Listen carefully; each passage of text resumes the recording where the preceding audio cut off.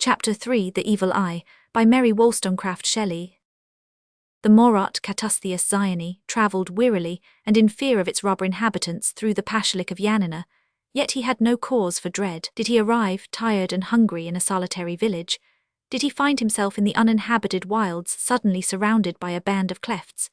Or in the larger towns did he shrink at finding himself, soul of his race, among the savage mountaineers and despotic Turk? As soon as he announced himself the pobretimo of Dmitri of the Evil Eye, every hand was held out, every voice spoke welcome. The Albanian Dmitri was a native of the village of Corvo. Among the savage mountains of the district between Yanina and Turpelline, the deep broad stream of Argiro Castro flows, bastioned to the west by abrupt wood-covered precipices, shadowed to the east by elevated mountains. The highest among these is Mount Trebuchet, and in a romantic folding of that hill, distinct with minarets, crowned by a dome rising from out a group of pyramidal cypresses, is the picturesque village of Corvo.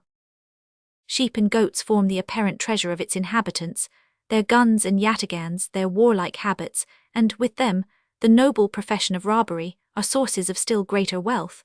Among a race renowned for dauntless courage and sanguinary enterprise, Dmitri was distinguished. It was said that in his youth this cleft was remarkable for a gentler disposition and more refined taste than is usual with his countrymen. He had been a wanderer, and had learned European arts, of which he was not a little proud. He could read and write Greek, and a book was often stowed beside his pistols in his girdle.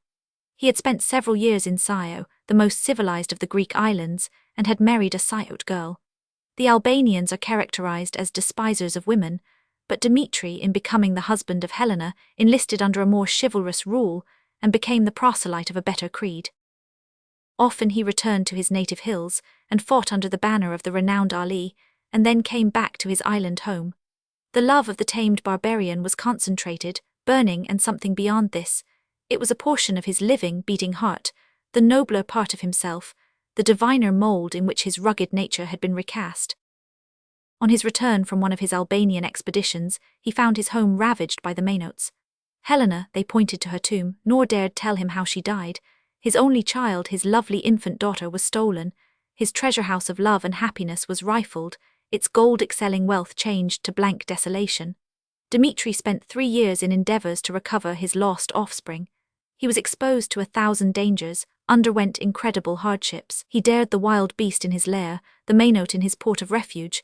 He attacked and was attacked by them. He wore the badge of his daring in a deep gash across his eyebrow and cheek. On this occasion he had died, but that Catustheus, seeing a scuffle on shore and a man left for dead, disembarked from a Morot Sakovla, carried him away, tended and cured him. They exchanged vows of friendship, and for some time the Albanian shared his brother's toils, but they were too pacific to suit his taste, and he returned to Corvo. Who in the mutilated savage could recognize the handsomest amongst the Arnauts? His habits kept pace with his change of physiognomy. He grew ferocious and hard-hearted. He only smiled when engaged in dangerous enterprise. He had arrived at that worst state of ruffian feeling, the taking delight in blood. He grew old in these occupations. His mind became reckless, his countenance more dark. Men trembled before his glance, women and children exclaimed in terror, "The evil eye." The opinion became prevalent. He shared it himself, he gloried in the dread privilege. And when his victim shivered and withered beneath the mortal influence, the fiendish laugh with which he hailed this demonstration of his power struck with worse dismay the failing heart of the fascinated person. But Dmitri could command the arrows of his sight, and his comrades respected him the more for his supernatural attribute, since they did not fear the exercise of it on themselves. Dmitri had just returned from an expedition beyond Prevesa. He and his comrades were laden with spoil. They killed and roasted a goat whole for their repast. They drank dry several wine skins. Then round the fire in the court they abandoned themselves to the delights of the kerchief dance, roaring out the chorus as they dropped upon and then rebounded from their knees, and whirled round and round with an activity all their own. The heart of Dmitri was heavy. He refused to dance, and sat apart, at first joining in the song with his voice and lute, till the air changed to one that reminded him of better days. His voice died away, his instrument dropped from his hands, and his head sank upon his breast. At the sound of stranger footsteps he started up. In the form before him he surely recognized a friend. He was not mistaken.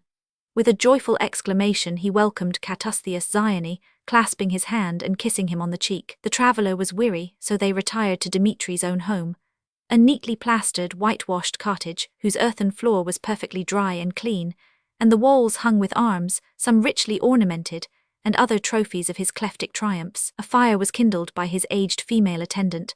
The friends reposed on mats of white rushes while she prepared the pilaf and seethed flesh of kid.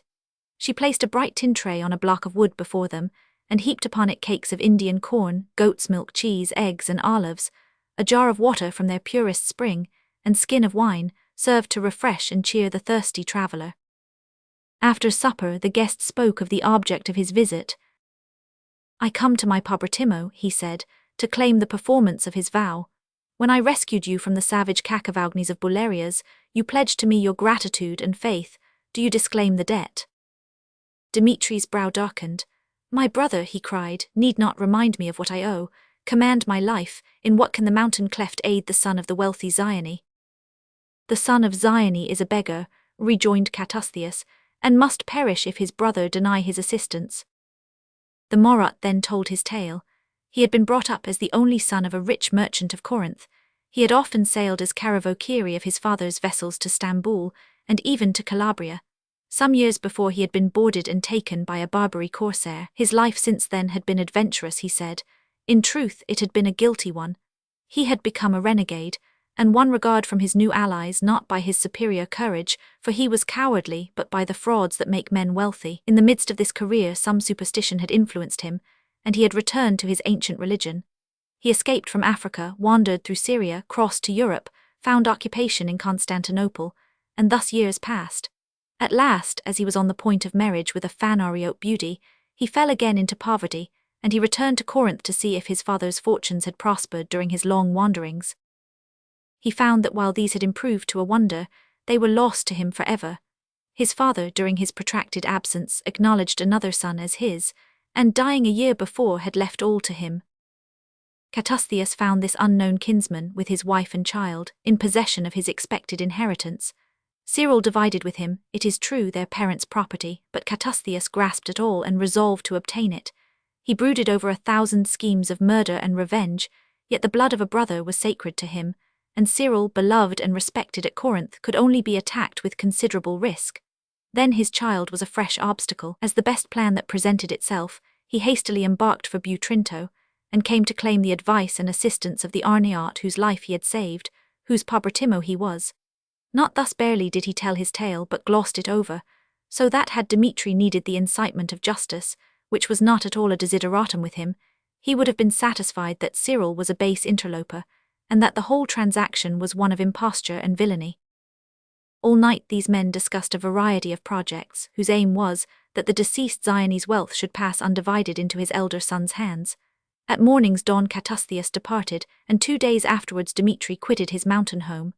His first care had been to purchase a horse, long coveted by him on account of its beauty and fleetness.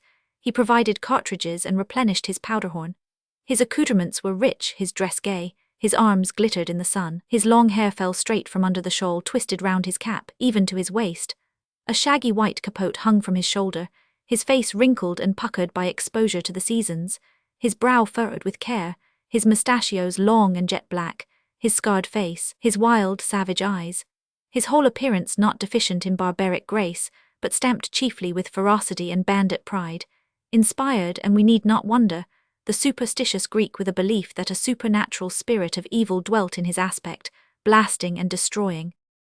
Now prepared for his journey, he departed from Corvo, crossing the woods of Acarnania on his way to Mora. Wherefore does Zella tremble and press her boy to her bosom as if fearful of evil? Thus asked Cyril Zione, returning from the city of Corinth to his own rural abode. It was a home of beauty. The abruptly broken hills covered with olives or brighter plantations of orange trees overlooked the blue waves of the Gulf of Aegina. A myrtle underwood spread sweet scent around, and dipped its dark shining leaves into the sea itself. The low-roofed house was shaded by 2 enormous fig trees, while vineyards and cornland stretched along the gentle upland to the north. When Zella saw her husband she smiled, though her cheek was still pale and her lips quivering. "Now you are near to guard us," she said. "I dismiss fear, but danger threatens our Constans, and I shudder to remember that an evil eye has been upon him." Cyril caught up his child. "By my head," he cried, "thou speakest of an ill thing. The Franks call this superstition, but let us beware. His cheek is still rosy, his tresses flowing gold. Speak, Constans, hail thy father, my brave fellow." It was but a short-lived fear. No ill ensued, and they soon forgot an incident which had causelessly made their hearts to quail. A week afterwards Cyril returned, as he was wont, from shipping a cargo of currants, to his retreat on the coast. It was a beautiful summer evening. The creaking waterwheel which produced the irrigation of the land chimed in with the last song of the noisy cicala. The rippling waves spent themselves almost silently among the shingles. This was his home, but where its lovely flower, Zella, did not come forth to welcome him. A domestic pointed to a chapel on a neighbouring acclivity, and there he found her. His child, nearly 3 years of age, was in his nurse's arms. His wife was praying fervently, while the tears streamed down her cheeks. Cyril demanded anxiously the meaning of this scene, but the nurse sobbed. Zella continued to pray and weep, and the boy, from sympathy, began to cry. This was too much for man to endure. Cyril left the chapel. He leant against a walnut tree. His first exclamation was a customary Greek one: "Welcome this misfortune so that it comes single." But what was the ill that had occurred? Unapparent was it yet, but the spirit of evil is most fatal when unseen. He was happy, a lovely wife, a blooming child, a peaceful home, competence, and the prospect of wealth. These blessings were his, yet how often does fortune use such as her decoys? He was a slave in an enslaved land, a mortal subject to the high destinies, and 10,000 were the envenomed darts which might be hurled at his devoted head.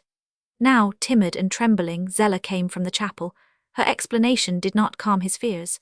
Again the evil eye had been on his child, and deep malignity lurked surely under this second visitation. The same man, an Arniart with glittering arms, gay attire, mounted on a black steed, came from the neighbouring ilex grove, and riding furiously up to the door, suddenly checked and reined in his horse at the very threshold. The child ran towards him. The Arniart bent his sinister eyes upon him. "Lovely art thou, bright infant," he cried. "Thy blue eyes are beaming, thy golden tresses fair to see, but thou art a vision fleeting as beautiful. Look at me."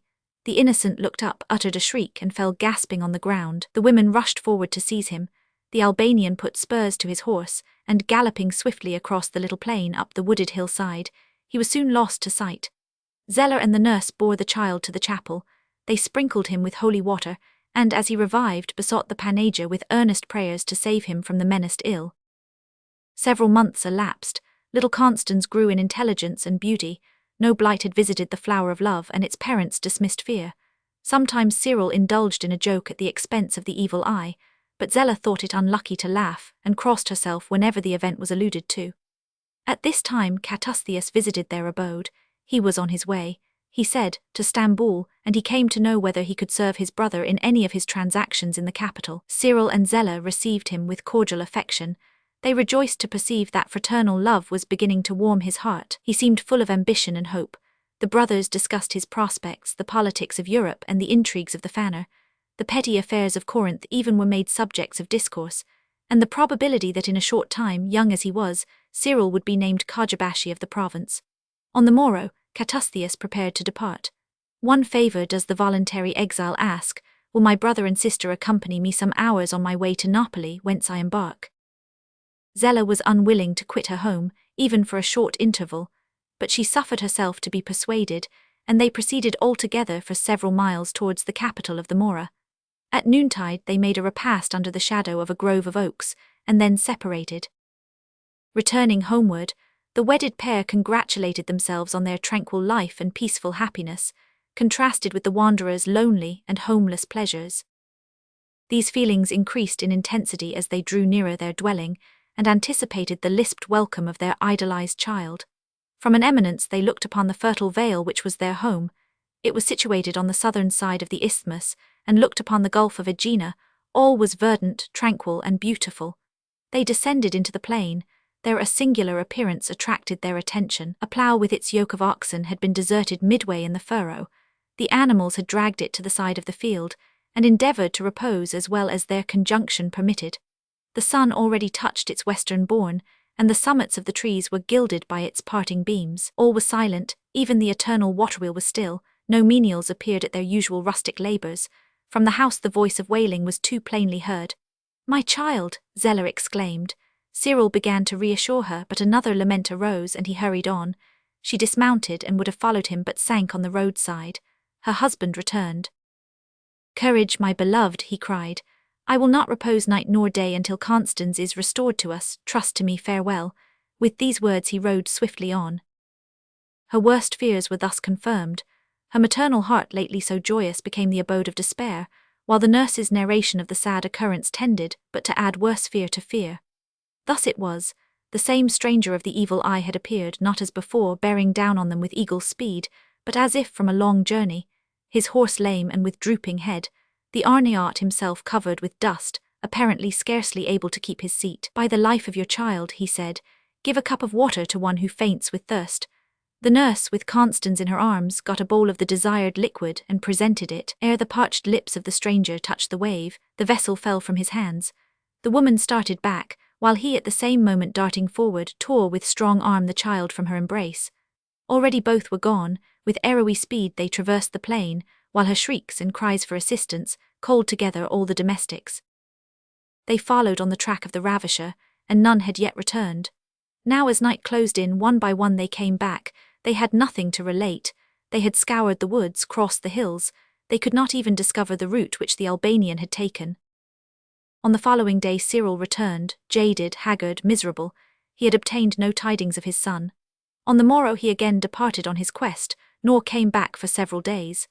Zella passed her time wearily, now sitting in hopeless despondency, now climbing the near hill to see whether she could perceive the approach of her husband. She was not allowed to remain long thus tranquil. The trembling domestics, left in guard, warned her that the savage forms of several Arnauts had been seen prowling about. She herself saw a tall figure, clad in a shaggy white capote, steal round the promontory, and on seeing her shrink back. Once at night the snorting and trampling of a horse roused her, not from slumber but from her sense of security. Wretched as the bereft mother was, she felt personally almost reckless of danger. But she was not her own, she belonged to one beyond expression dear, and duty as well as affection for him enjoined self-preservation. Cyril again returned. He was gloomier, sadder than before, but there was more resolution on his brow, more energy in his motions. He had obtained a clue, yet it might only lead him to the depths of despair. He discovered that Catustheus had not embarked at Napoli. He had joined a band of Arnauts lurking about Vasilico, and had proceeded to Patras with the proto-cleft. Thence they put off together in a monoxylon for the northern shores of the Gulf of Lepanto. Nor were they alone. They bore a child with them wrapped in a heavy torpid sleep. Poor Cyril's blood ran cold when he thought of the spells and witchcraft which had probably been put in practice on his boy. He would have followed close upon the robbers, but for the report that reached him that the remainder of the Albanians had proceeded southward towards Corinth. He could not enter upon a long wandering search among the pathless wilds of Epirus, leaving Zella exposed to the attacks of these bandits. He returned to consult with her, to devise some plan of action which would at once ensure her safety and promise success to his endeavours. After some hesitation and discussion, it was decided that he should first conduct her to her native home, consult with her father as to his present enterprise, and be guided by his warlike experience before he rushed into the very focus of danger. The seizure of his child might only be a lure, and it were not well for him, sole protector of that child and its mother, to rush unadvisedly into the toils. Zella, strange to say, for her blue eyes and brilliant complexion belied her birth, was the daughter of a Mainote, yet dreaded and abhorred by the rest of the world as are the inhabitants of Cape T. Anaurus. They are celebrated for their domestic virtues and the strength of their private attachments. Zella loved her father, and the memory of her rugged rocky home, from which she had been torn in an adverse hour. Near neighbours of the Mainotes, dwelling in the ruder and wildest portion of Maina, are the Cacavaugnes, a dark suspicious race, of squat and stunted form, strongly contrasted with the tranquil cast of countenance characteristic of the Mainote. The two tribes are embroiled in perpetual quarrels. The narrow sea-girt abode which they share affords at once a secure place of refuge from the foreign enemy, and all the facilities of internal mountain warfare.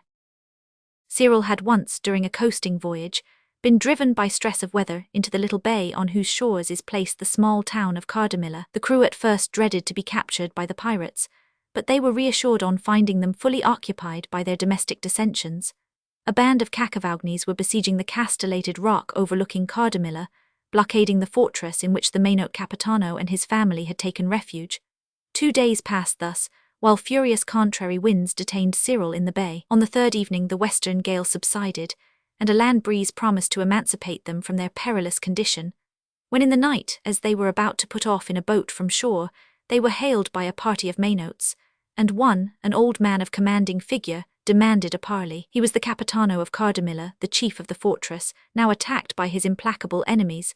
He saw no escape, he must fall, and his chief desire was to save his treasure and his family from the hands of his enemies. Cyril consented to receive them on board. The latter consisted of an old mother, a paramana, and a young and beautiful girl, his daughter. Cyril conducted them in safety to Napoli.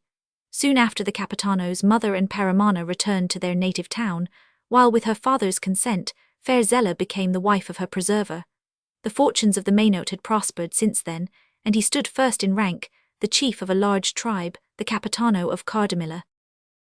Thither then the hapless parents repaired. They embarked on board a small sacovla, which dropped down the Gulf of Aegina, weathered the islands of Scylo and Serigo and the extreme point of T. Anaurus.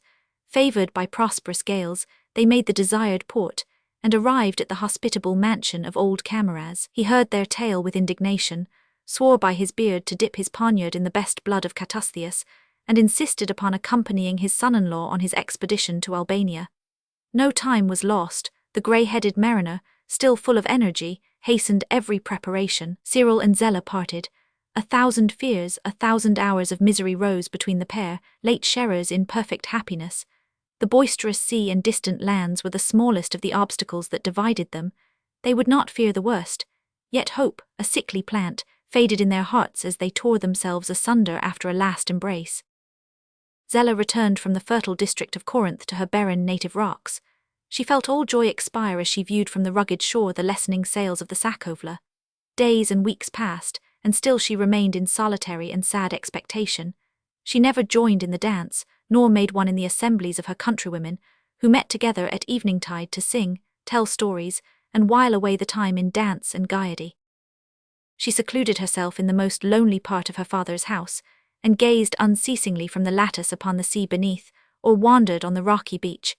And when tempest darkened the sky, and each precipitous promontory grew purple under the shadows of the wide-winged clouds, when the roar of the surges was on the shore, and the white crests of the waves, seen afar upon the ocean plain, showed like flocks of new-shorn sheep scattered along wide-extended downs, she felt neither gale nor inclement cold, nor returned home till recalled by her attendants. In obedience to them she sought the shelter of her abode, not to remain long, for the wild winds spoke to her, and the stormy ocean reproached her tranquillity. Unable to control the impulse, she would rush from her habitation on the cliff nor remember, till she reached the shore, that her papooses were left midway on the mountain path, and that her forgotten veil and disordered dress were unmeet for such a scene. Often the unnumbered hours sped on, while this orphan child of happiness leant on a cold dark rock. The low-browed crags beetled over her, the surges broke at her feet, her fair limbs were stained by spray, her tresses dishevelled by the gale.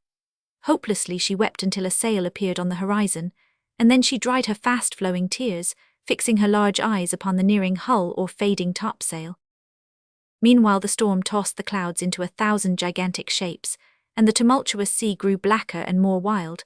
Her natural gloom was heightened by superstitious horror.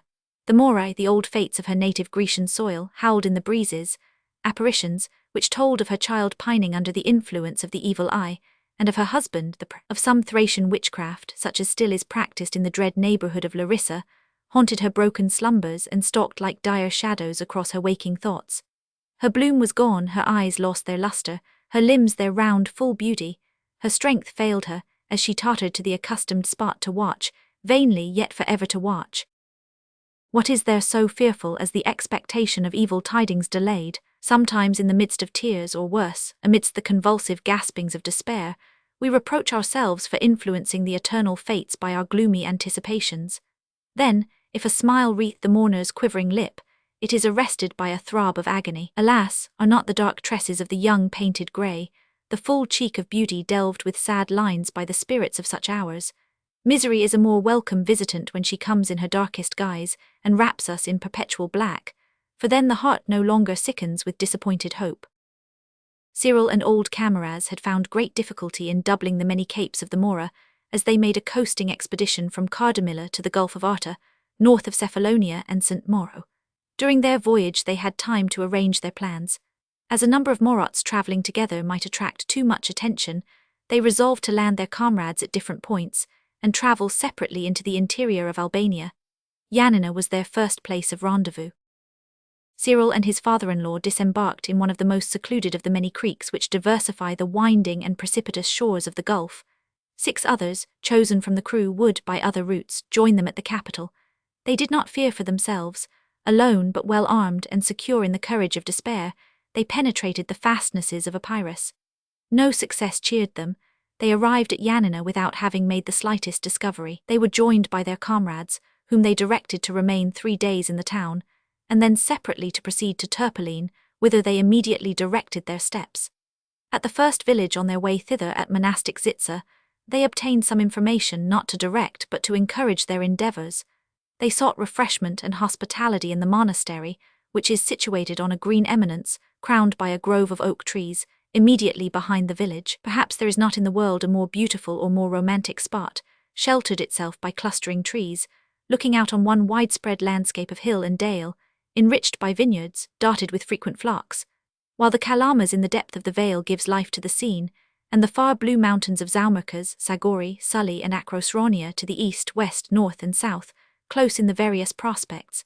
Cyril half envied the Kalyars their inert tranquillity. They received the travellers gladly, and were cordial though simple in their manners. When questioned concerning the object of their journey, they warmly sympathized with the father's anxiety, and eagerly told all they knew. 2 weeks before, an Arniat, well known to them as Dimitri of the Evil Eye, a famous cleft of Corvo and a Morot, arrived, bringing with them a child.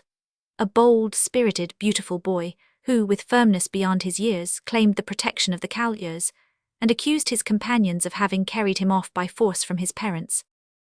"By my head," cried the Albanian, a brave Palikar, "he keeps his word, brother. He swore by the Panagia, in spite of our threats of throwing him down a precipice, food for the vulture, to accuse us to the first good men he saw. He neither pines under the evil eye, nor quails beneath our menaces."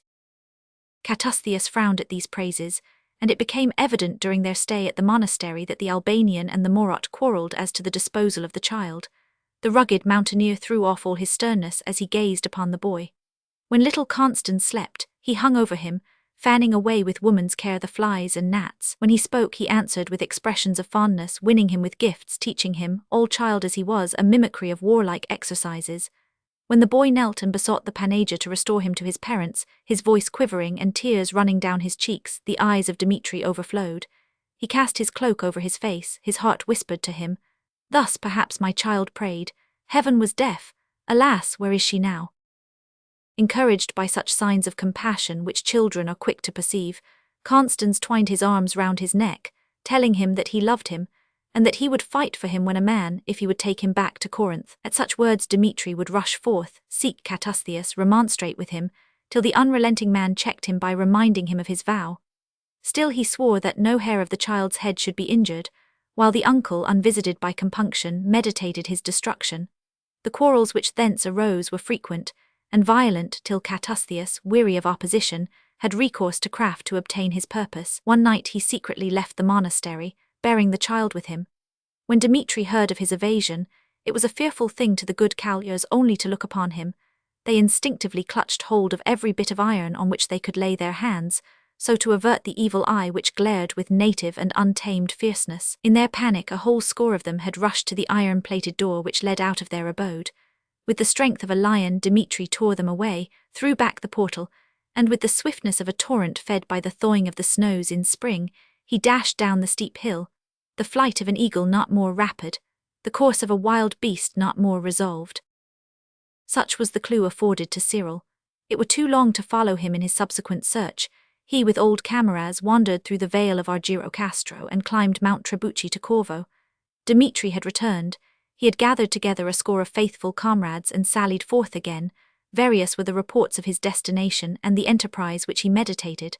One of these led our adventurers to Turpaline, and hence back towards Yanina, and now chance again favoured them. They rested one night in the habitation of a priest at the little village of Marsmi, about 3 leagues to the north of Zitza, and here they found an Arniat who had been disabled by a fall from his horse. This man was to have made one of Dimitri's band. They learned from him that the Arniat had tracked Catustheus, following him close and forcing him to take refuge in the monastery of the prophet Elias, which stands on an elevated peak of the mountains of Sagori, 8 leagues from Yanina. Dmitri had followed him and demanded the child. The Kalyas refused to give it up, and the cleft, roused to mad indignation, was now besieging and battering the monastery, to obtain by force this object of his newly awakened affections. At Yanina, Kamaraz and Cyril collected their comrades, and departed to join their unconscious ally. He, more impetuous than a mountain stream or ocean's fiercest waves, struck terror into the hearts of the recluses by his ceaseless and dauntless attacks.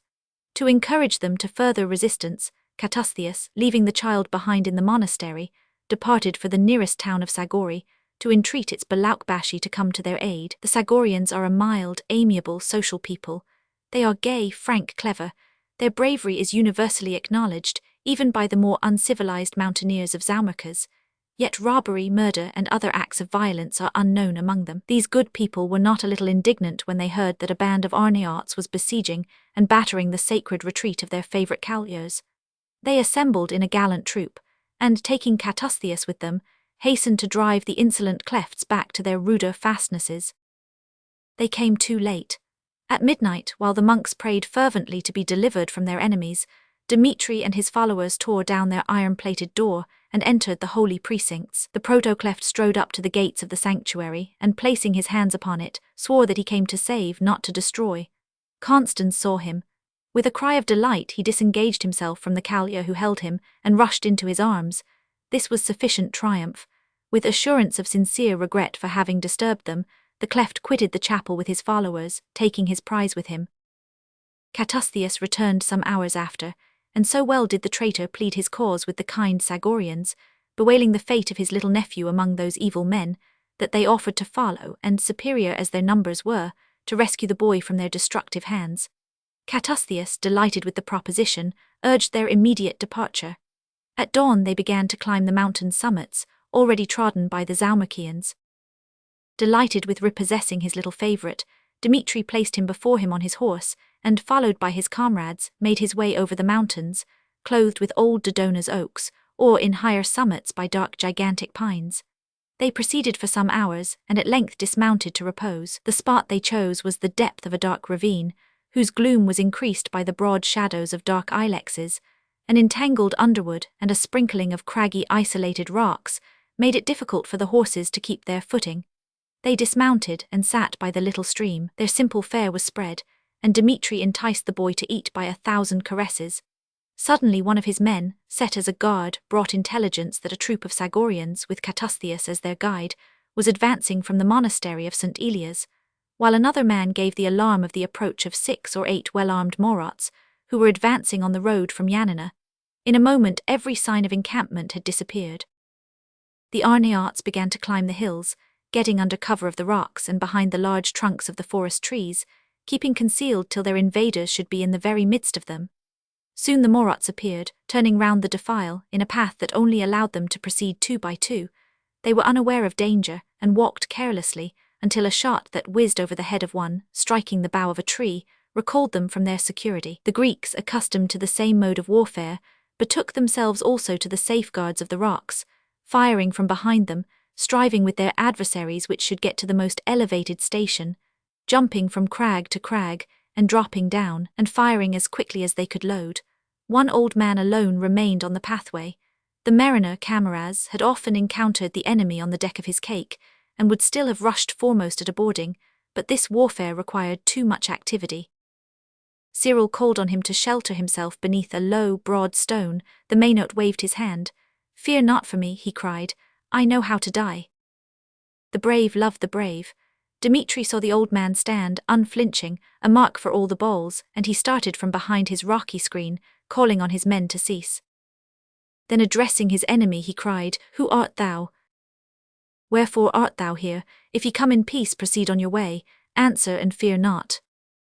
The old man drew himself up, saying, "I am a Maynot and cannot fear. All Hellas trembles before the pirates of Cape Matapan, and I am one of these. I do not come in peace. Behold, you have in your arms the cause of our dissension. I am the grandsire of that child, give him to me." Dmitri, had he held a snake which he felt awakening in his bosom, could not so suddenly have changed his cheer. The offspring of a Maynooth, he relaxed his grasp. Constans would have fallen had he not clung to his neck. Meanwhile, each party had descended from their rocky station and were grouped together in the pathway below. Dimitri tore the child from his neck. He felt as if he could, with savage delight, dash him down the precipice, when, as he paused and trembled from excess of passion, Catustheus and the foremost Sagorians came down upon them. "Stand," cried the infuriated Arnaut. "Behold, Catustheus, behold, friend, whom I, driven by the resistless fates, madly and wickedly forswore. I now perform thy wish, the Maynooth child dies. The son of the accursed race shall be the victim of my just revenge." Cyril, in a transport of fear, rushed up the rock. He levelled his musket, but he feared to sacrifice his child. The old Maynooth, less timid and more desperate, took a steady aim. Dimitri saw the act and hurled the dagger already raised against the child at him. It entered his side, while Constans, feeling his late protector's grasp relax, sprang from it into his father's arms.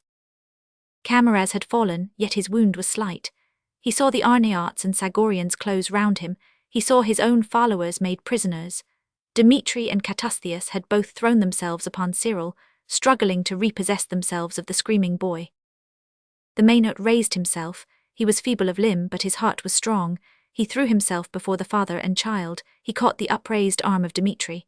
"On me," he cried, "fall all thy vengeance, I of the evil race." For the child, he is innocent of such parentage. Maina cannot boast him for a son. "Man of lies," commenced the infuriated Arnaut, "this falsehood shall not stead thee." "Nay, by the souls of those you have loved, listen," continued Camaraz, "and if I make not good my words, may I and my children die. The boy's father is a Corinthian, his mother a Scyot girl." Scio, the very word made the blood recede to Dimitri's heart. "Villain!" he cried, dashing aside Catustheus' arm, which was raised against poor Constans. "I guard this child, dare not to injure him." "Speak, old man, and fear not, so that thou speakest the truth." 15 years ago," said Camaraz, "I hovered with my cake in search of prey on the coast of Scio. A cottage stood on the borders of a chestnut wood. It was the habitation of the widow of a wealthy islander. She dwelt in it with her only daughter, married to an Albanian then absent. The good woman was reported to have a concealed treasure in her house. The girl herself would be rich spoil. It was an adventure worth the risk. We ran our vessel up a shady creek, and on the going down of the moon, landed, stealing under the covert of night towards the lonely abode of these women." Dimitri grasped at his dagger's hilt. It was no longer there. He half drew a pistol from his girdle. Little Constans, again confiding in his former friend, stretched out his hands and clung to his arm. The cleft looked on him, half yielded to his desire to embrace him, half feared to be deceived. So he turned away, throwing his capote over his face, veiling his anguish, controlling his emotions till all should be told. Camaraz continued. "It became a worse tragedy than I had contemplated. The girl had a child, she feared for its life and struggled with the men like a tigress defending her young. I was in another room seeking for the hidden store when a piercing shriek rent the air. I never knew what compassion was before. This cry went to my heart. But it was too late. The poor girl had sunk to the ground, the life-tide oozing from her bosom. I know not why, but I turned woman in my regret for the slain beauty. I meant to have carried her and her child on board to see if aught could be done to save her, but she died ere we left the shore. I thought she would like her island grave best, and truly feared that she might turn vampire to haunt me did I carry her away. So we left her corpse for the priests to bury, and carried off the child, then about 2 years old. She could say few words except her own name. That was Zella, and she is the mother of this boy." A succession of arrivals in the Bay of Cardamila had kept poor Zella watching for many nights. Her attendant had, in despair of ever seeing her sleep again, drugged with opium the few cakes she persuaded her to eat. But the poor woman did not calculate on the power of mind over body, of love over every enemy, physical or moral, arrayed against it.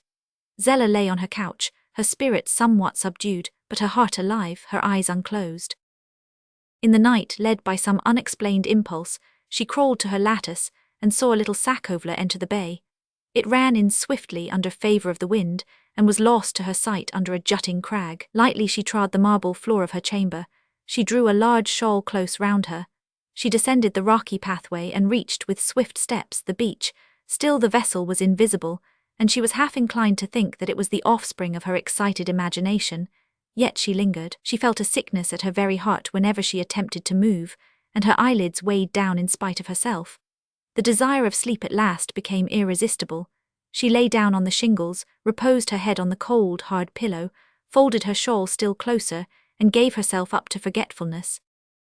So profoundly did she slumber under the influence of the opiate, that for many hours she was insensible of any change in her situation. By degrees only she awoke, by degrees only became aware of the objects around her. The breeze felt fresh and free, so was it ever on the wave-beaten coast. The waters rippled near, their dash had been in her ears as she yielded to repose. But this was not her stony couch, that canopy, not the dark overhanging cliff. Suddenly she lifted up her head. She was on the deck of a small vessel, which was skimming swiftly over the ocean waves. A cloak of sables pillowed her head. The shores of Cape Matapan were to her left, and they steered right towards the noonday sun. Wonder rather than fear possessed her. With a quick hand she drew aside the sail that veiled her from the crew. The dreaded Albanian was sitting close at her side, her Constance cradled in his arms. She uttered a cry, Cyril turned at the sound, and in a moment she was folded in his embrace.